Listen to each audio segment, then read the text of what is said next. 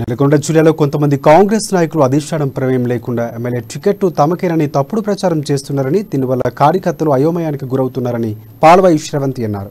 కాంగ్రెస్ పార్టీలో కోవట్టుల రాజకీయం నడుస్తుందని చెల్లమల కృష్ణారెడ్డి అంటున్నారని, అలాంటిది ఏదైనా ఉంటే అధిష్టానం దృష్టికి తీసుకువెళ్లాలని సూచించారు. చండూరులో ఆమె మీడియాతో మాట్లాడారు. సీనియర్ నాయకులపై అవసరమైన వ్యాఖ్యలు చేసి మనోభావాలు దెబ్బతీయదని కోరారు. ప్రకారము ఎవరైనా పార్టీకి విరుద్ధంగా పనిచేస్తే అధిష్టానానికి వారి పేరు తీసుకెళ్లే హక్కు ప్రతి కాంగ్రెస్ నాయకుడికి ఉంది. ఒకవేళ అటువంటివి ఏమన్నా ఉంటే ఎవరు కోవట్లు అన్న విషయాన్ని కూడా వాళ్ళ పేర్లు కూడా తెలిస్తే ఒక సైడ్ కాంగ్రెస్ కార్యకర్తలు నాయకులు అందరూ కూడా హర్షిస్తారు. ఇంకో విధంగా ఒకవేళ గనక వారు ఎవరినన్నా ప్రత్యక్షంగా నిందించదలుచుకుంటే పేరెత్తి చూపిస్తే బాగుంటది.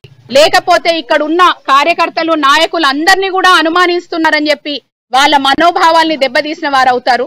ఒకవేళ అట్లనే దెబ్బతీస్తాను అనుకుంటే వారికి నియోజకవర్గంలో ఉన్న సీనియర్ నాయకులు